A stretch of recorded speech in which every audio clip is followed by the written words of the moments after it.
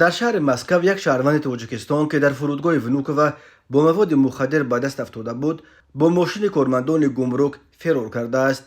بنا به گزارش‌های رسانه‌ها و تلگرام کانال‌های روسیه، شام 11 ژانویه سال 2024 کارمندان باجخانه در فرودگاه ونوکووا شهر مسکو یک شهروند تاجیکستان را با اتهام قاچاق مواد مخدر دستگیر کردند. قاچاقبر که با دلیل‌های شیعی به دست افتاده بود، برای همکاری با تفتیشات راضی شد و او را برای گرفتن بیاناتش و نشان دادن مفخیگاه به شعبه پلیس بردند. در راه راننده ماشین به یک ایستگاه فروش سوزشواری در آمده از ماشین برآمده است تا که باک ماشین را پر کند. همراه او دیگر کارمند باجخانه که برای انتقال دستگیر شده سفربر شده بود نیز بیرون برآمدند. مرد تاجیک با وجود آنکه دستانش زولانه پیش بود از این فرصت استفاده برده به کرسی پیش گذشته سر چنبر فرمان ماشین نشست و از جای حادثه فرار کرده است.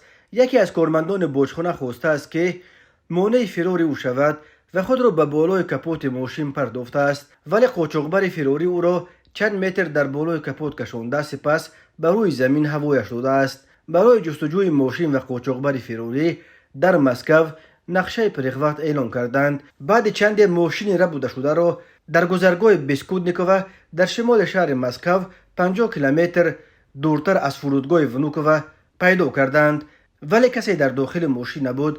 جستجوی شهروند فراری تاجیکستان باز چند ساعت دیگر در سراسر شهر مسکو و اطراف پایتخت روسیه ادامه داشت، ولی در نهایت او را از درون یک قوطی پرتو در نزدیکی همان جایی که ماشین را پرتافته بود پیدا کردند. شهروند تاجیکستان را بعد بازداشت دوباره از نو و شعبه پلیس بردند، ولی این دفعه در احاطه کنوای. تاجیکستان که با افغانستان منابع اساسی تولید هیروئین، افیون و حشیش دنیا 1425 کیلومتر مرز مشترک دارد، در سالهای آخر به یک مسیر عمده قاچاق مواد مخدر افغانی به بازارهای سوی شمال سیاره اساساً به روسیه و قزاقستان تبدیل یافته است. از تقریباً 7000 تاجیکستانی که در زندانهای روسیه ادای جزا میکنند، تقریباً چهارکش برای جنایت‌های مربوط به قاچاق و فروش مواد مخدر زندانی شدند.